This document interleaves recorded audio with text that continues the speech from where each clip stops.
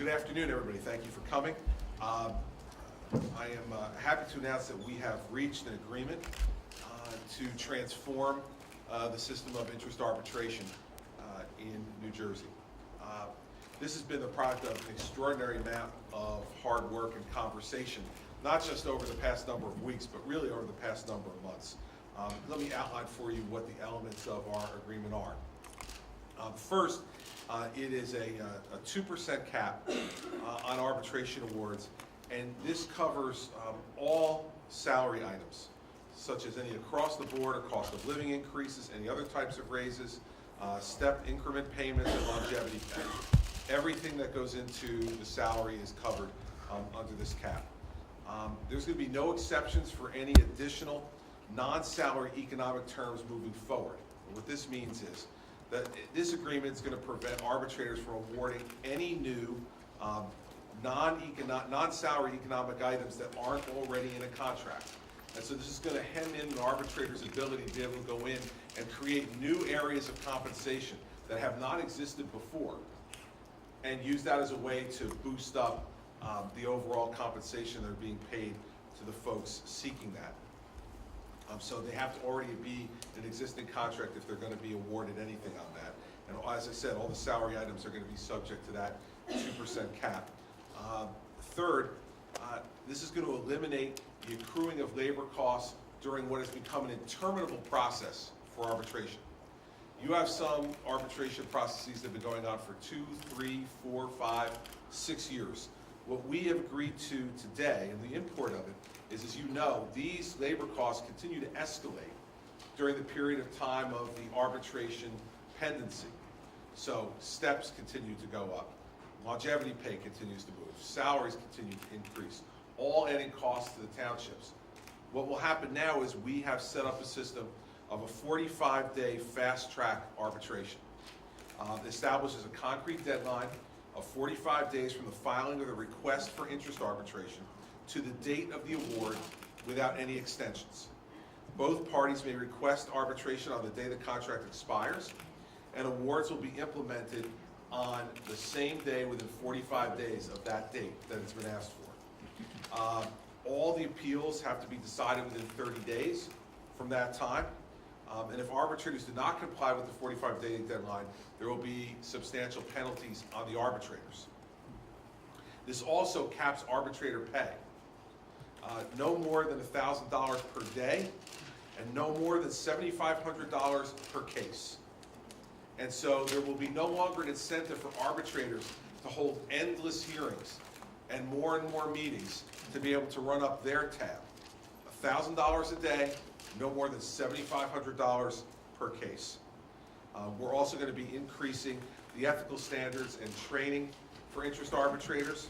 And also we're changing completely the selection of interest arbitrators. There's going to be now a random selection of interest arbitrators so that you can no longer have the favored sons or daughters with their thumbs on the scale for one side or the other. It will be a random selection, and that arbitrator, having been trained more extensively, both in the ethical and substantive areas, will be able, within a 45-day period or less, call them as they see them and implement the agreement. Finally, the law will take effect on January 1st of this year, and it will sunset on April 1st of 2014. The bill also sets up a task force to examine the impact of this reform and the effectiveness of the cap on reducing municipal spending. The task force will study the impact of the cap on taxes, on services, expenditures, on public safety, on recruitment and retention, and professionalism. The governor will appoint directly 4 members to this commission, and 2 members will be appointed directly by the Senate President and the Speaker. The task force will provide its recommendations to the legislature and to the governor no later than December 31st of 2013. So there are 3 months for us to then study those recommendations before the sunset of this cap on April 1 of 2014. 2 other important things to emphasize. One is that we have made a commitment to each other, that if we see anyone, if we've missed something here, and we see folks who are gaming the system in a way that will make this cap ineffective. We have committed to each other that we will come back together and fix the problems. There's nothing that's written in the legislation. That is an agreement amongst the leadership of the legislature and my office. And lastly, it's important to note here as well that this is the product of compromise. Now, compromise can be reached in a variety of different ways and through a variety of different paths. But I want to thank the Senate President and the Speaker and the Minority Leader of the Senate and the Assembly for traveling on the journey to this compromise with me. It is extraordinarily important that we all stand up for the principles we believe in, but also recognize that we are sent here to get the work done that the people have sent us here to do. Mayors, council people have been crying out for this reform for a long time. And I suspect that if myself, the Speaker, and the Senate President, along with the minority leaders, had told you back in January of 2010 that by December of 2011, we would have a 2% hard cap on property tax levies and a 2% hard cap on interest arbitration awards, that you probably would have told us we were crazy. This is the product of people standing up for their principles, listening to the people who voted for us, and compromising where compromise is needed. The last point, which I forgot, is this mirrors the 2% levy cap in respect that pension and health benefits are excluded from the cap.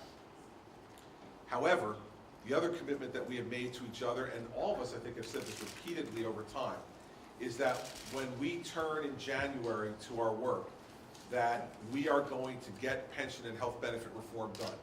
Each one of these things is a building block to finally controlling property taxes in New Jersey. We have a levy cap, we're dealing with interest arbitration, we have some other toolkit items that we're going to have to turn to as well, and then we're going to turn to pension and health benefits as well. We've made that commitment to each other, both privately and publicly.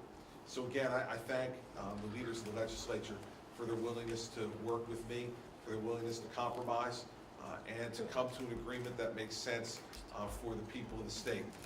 There's nothing more important than getting property taxes under control in this state and changing the system. And I think for the first time in a long time, we have taken meaningful steps towards doing that. So.